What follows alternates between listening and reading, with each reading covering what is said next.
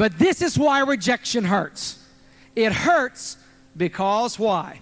It challenges relationships you thought were secure. It throws doubt on your judgment. Number 3, rejection hurts and you hate it because it threatens your future. It threatens your future. I met a man after one of Dexter's big rallies recently. I'd spoken twice that weekend, and God had so blessed us. It was a great function. And I met a man in the hallway of this huge arena up around Boston, Massachusetts. And he was walking the other way. He saw me. He came over, and he said, "Ron, I'm so thankful for what you said. I'm thankful for the function." And then he became very serious. He said, "This business has to work for me." I said, "What do you mean?" He said, "It has to work." He said, "There is no hope for me outside of this business. I cannot see any other way to pay my debts, to be free, to secure my family's future. I can't find any other way to do it. And this business is my hope, and nothing can stop me." I saw him again a month ago, and he's just gone direct. He's serious. He means it. He says, "This business is my hope." Now, that's why you hate for people to tell you no, because for many of you, this is your future. This is your hope. And if enough people tell you no, it threatens your future, and you hate it, and you become tight and twisted inside because you hate their rejection. Why do you hate rejection so much? It threatens your future. Number 4, you hate rejection. Number 4, because rejection feeds the natural insecurity of the human personality. Let me explain that. Rejection, you hate it because rejection feeds the natural insecurity of the human personality. All of us have levels of insecurity. Regardless of how confident you may appear on the outside, there is a core of uneasiness on the inside for many of you. There is a core of insecurity. There is an uncertainty. Am I doing it well enough? Will I win? Can I do it? And if people reject you, you hate it because it feeds that natural insecurity. It feeds that discomfort internally. It feeds that uneasiness. And that leads to number 5. Number 5, very similar. Number 5, rejection fractures your ego and cracks your confidence. And it feeds your natural insecurities, and that leads to number 5. It fractures your ego and cracks your confidence. Let me give you another example. A few months ago, I was with Fred and Linda Hartice at Dexter's Big Go Diamond in Florida. We had 10,000 directs and above. Incredible meeting. And I slipped off one night because there was a gigantic national college and university American basketball tournament going on, and my home state's team was in a tournament, Kentucky, and they were favored to win. They lost, but I wanted to see this semifinal game. It was a desperate contest. Now, in the game, and I don't know how much you know about the mechanics of it, it's a very hard, driving, intense, back and forth, driven game. And there was one point when I came in, there were only a few minutes left. It was in overtime. There were 3.5 minutes left in the whole game. Kentucky had a 4-point lead, plus they had the basketball. And I thought, hey, they're going to win. Jamal Mashburn was their best player. Their number 1 scorer, their best player, the leader, the heart, the soul of their team. And with 3.5 minutes to go, he got his last foul and was thrown out of the game. Now, I thought they're still going to win. They got a 4-point lead. They're still going to win. They're still going to win. But something happened, and it destroyed the team. When he went out of the game, he was their leader. When he went out of the game, it was as if someone had sucked the soul from the team. Their confidence cracked. They became cautious and tentative. They suddenly couldn't do anything right. They tried to be so careful, they lost. And finally, the game was over, it was ended, and because their confidence cracked, the game was destroyed. Now, that's what happens to you with rejection. If your insecurities become large enough, if your confidence has a wide enough crack, it robs you of your energy to succeed. How can you stand in front of a group of people and present to them an opportunity to win when you don't have total confidence yourself? If you have been battered and jolted and smashed by rejection enough that week, If you've let it get to you, then it can destroy your confidence. It can shred it. And there you stand trying to help these people and encourage them, and they can sense that there's a doubt in you. That's why you hate rejection so much. What it does to you. Number 6. The 6th reason why you hate rejection, it makes you mistake prone. Rejection makes you mistake prone. Rejection makes you overcompensate for the people who did this to you. And now you will try too hard the next time. And if someone expresses doubt about the business, you'll crush them. Or you'll overwhelm them. You don't give them room even to breathe. And you start making mistakes because your focus is on the rejection and not on your dream. And that leads me to number 7. The 7th reason why you hate rejection is because, and this is the worst one, because rejection, and let me wait just a moment. Do you feel this? Listen to number 7. See if you feel this.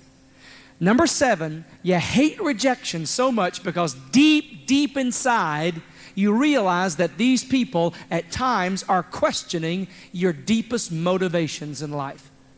They're implying that you're doing something morally or spiritually wrong to be financially free. They're implying that you are doing something suspicious. They actually question your motive, your motivation, your heart. And that's what cuts the most. Now look at this, because now we've come to the heart core of what I want to say to you today.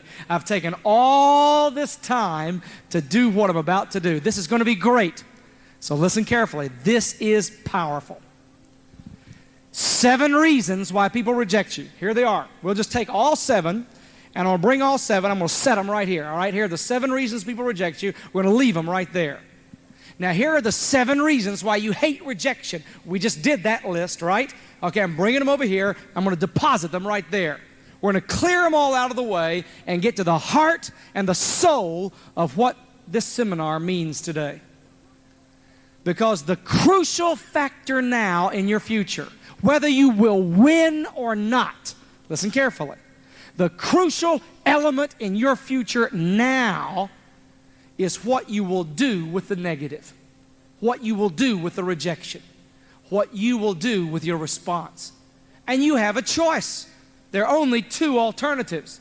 You will either respond correctly to the negative, or, as logic would say, you'll respond incorrectly, right or wrong. And here's where I want to give you the 2 final lists, and they're so important. There are 9 wrong responses to rejection, and they're going to be tempting. These are going to be natural responses, things you will want to do. Don't do it.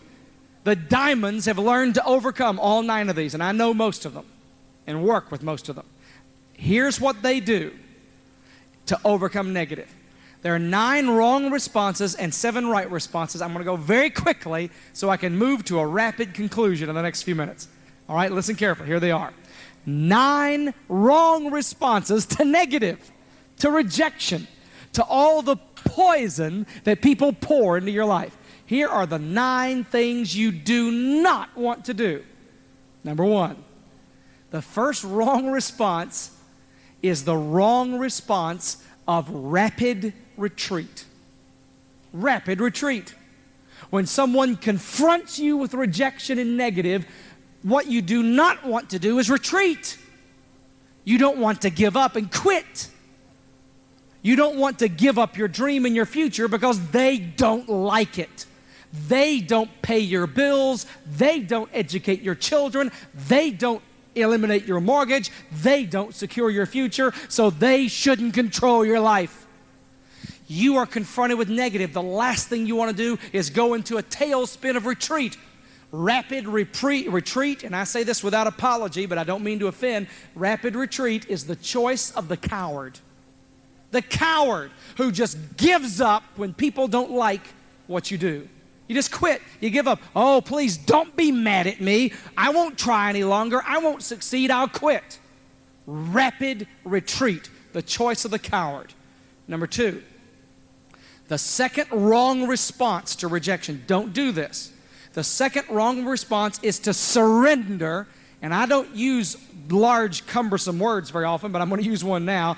The second wrong response is to surrender to what I call disequilibrium.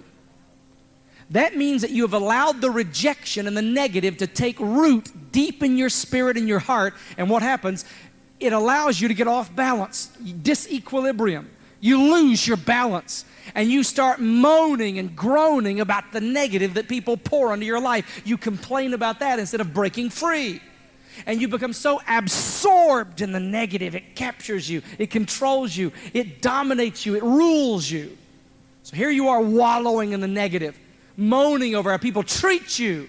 And you experience disequilibrium. Remember my story about American basketball a moment ago? I was playing a game of basketball in the States with some diamonds and emeralds a while back. Now, I was so proud of the fact that when I played basketball in high school and I played soccer in college, that I was never, ever seriously injured. Particularly, I was happy that I'd never broken my nose. But I had never played with diamonds and emeralds and pearls before, so I got into this very aggressive matchup, and one of the diamonds, happened to be Bill Florence, who's my upline diamond, swung an elbow, caught me in the face, and broke my nose. Took weeks to heal. I played out the rest of the game. I couldn't quit. But I still remember how stunned I was by that blow. And my balance was seriously compromised. And I was struggling all over the court for the next hour. I was stunned by the blow. That's what happens when some people reject you. You are stunned by the blow. And you're thrown, you're shaken. And if you let that win, you'll never be free, you'll never build a business, and you'll never be financially independent, because that will pull you to the bottom. Disequilibrium. You will lose your balance. And that is a wrong response to rejection and negative. Number three, the third wrong response, number three, is what I call a sellout to self-doubt. A sellout to self-doubt. Maybe they're right. Maybe I can't do it. Maybe it won't work. And you sell out to self-doubt. Recently, I did a survey of military leaders. I started with Alexander the Great. I looked at Julius Caesar and Charlemagne, William the Conqueror, who may or may not be popular here, William the Conqueror. I looked at Napoleon Bonaparte. I looked at Ulysses S. Grant and our American Civil War, and Abraham Lincoln, the great war president of the American Civil War. And I detected two common qualities to all these leaders. Two things were true. Number one, all of them encountered massive opposition. All of them, no exception. Julius Caesar was called a power-mad maniac. Alexander the Great, too young to succeed. William the Conqueror, you can't invade England, it won't work. Charlemagne, the Gauls and the Franks are unworkable, you can't form a kingdom out of that. Napoleon is trash from Corsica. Ulysses S. Grant, a drunk who cannot succeed. The newspapers in America mostly turned against Abraham Lincoln in his bid for re-election. And one newspaper in New York City put a picture of a baboon on the front page and said the baboon Lincoln should be driven from office. And that was one of the states that supported him. The ones who hated him were worse. Opposition, negative, rejection. The one thing that was true of all of them is they faced rejection. But the second thing saved their careers. In no circumstance did any one of those leaders give in to self-doubt, negative, and rejection. None of them gave in. None of them sold out to self-doubt. And that has to be true of you. It's certainly true of your diamonds. It's certainly true of your leaders. It's certainly true of Fred and Linda and Jerry and Polly and Bill and Leslie O'Brien, Dexter and Bertie Yeager. It's true of your organization's leaders that they don't give in to doubt. They don't give in to self-doubt, because that's a wrong response to negative. Number four, the fourth wrong response. The fourth wrong response is camouflaged compromise. Now again, I'll explain it. Just get it down. Camouflaged compromise. Now what I mean by this is that you've decided to play both sides. You know that your mother or your grandmother or your best friend doesn't want you to do the business or be free or succeed, because you're going to show them up maybe. And you know they don't want you to do it, but you don't want to lose totally their approval. So what do? You compromise, but you cover it up. Here's how you do it. You come to functions, and you come to meetings, and you come to opens, but you don't seriously build the business. You come because you want to keep the door open to the business, but you don't do the business with your whole heart. You become what I in America call a professional functioneer. You just go to meetings almost professionally. You're great at coming to the meeting, but you're not so great at building the business. Now, here's what happens. It's compromise. And you've covered it and you've camouflaged it because you're trying to keep both sides happy. And who loses? You lose because your future is sacrificed on the altar of compromise. Number 5, the 5th wrong response to rejection and negative in your life is approval pursuit. Approval pursuit. I had a man ask me recently, Ron, what is your greatest personal emotional challenge in building businesses? And I said, the biggest problem I have is seeking the approval of other people. And it is. This is something I have to discipline in my life with God's help all the time because I want people to like me. Now, that's normal and natural. But sometimes you can want it too much to the point where you give up your dream. This was the crisis I had with the guy who pulled out the $50,000. I didn't lose the money. I lost his support, his prayers, his love for me. And it hurt. It hurt me deeply. It hurts me to this day. He was a friend of mine. But I couldn't give up the dream of my freedom. I couldn't give up the dream of my future. Now listen carefully. Approval pursuit. If you are in pursuit, key word, pursuit of someone else's approval, they will control your life. What did I say earlier? They don't pay your bills. They don't educate your children.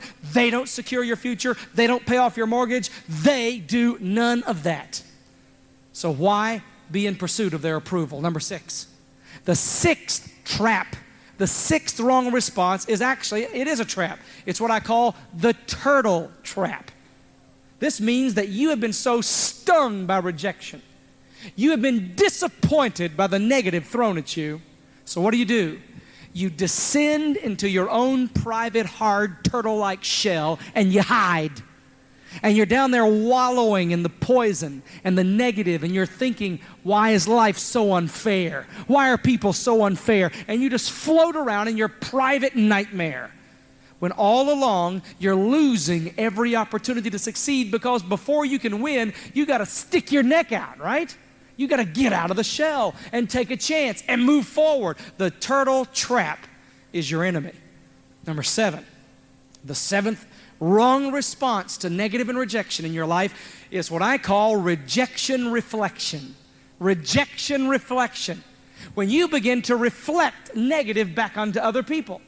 You've been stung with it enough, so you begin to reflect it back. You begin to reflect negative, and that leads to number 8, rejection recycling. Now it's more serious. You have taken so much negative that you've become bitter, and you begin to recycle that negative on other people. You have had so much rejection, guess what? You have now become a rejecter of other people.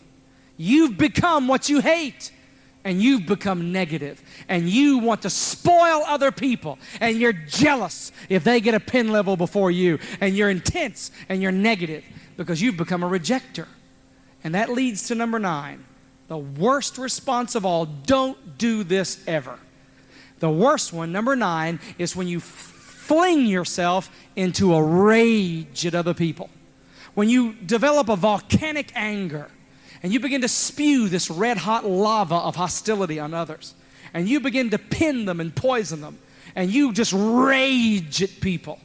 You'll never build a future raging at people negatively. Those are wrong responses to rejection, wrong responses to negative. Now, I want to finish this seminar by very quickly, and I will do it quickly, giving you the right way to respond. There are things that do work. They're right responses. Now that you understand why people reject you, now that you understand why you hate it, now that you've cleared out all your wrong responses, you don't want any of that in your life. Get rid of it. Goodbye. See you later. It's gone. Now you want to do what's right. You want to do what wins. Dexter does it. Jerry and Pat do it. These leaders do it. Listen. You want to do what's right. Here's what works. You know why I'm excited about this? Because they do work. These 7 final principles will change your life when it comes to building a positive business. I believe that totally. And here they are.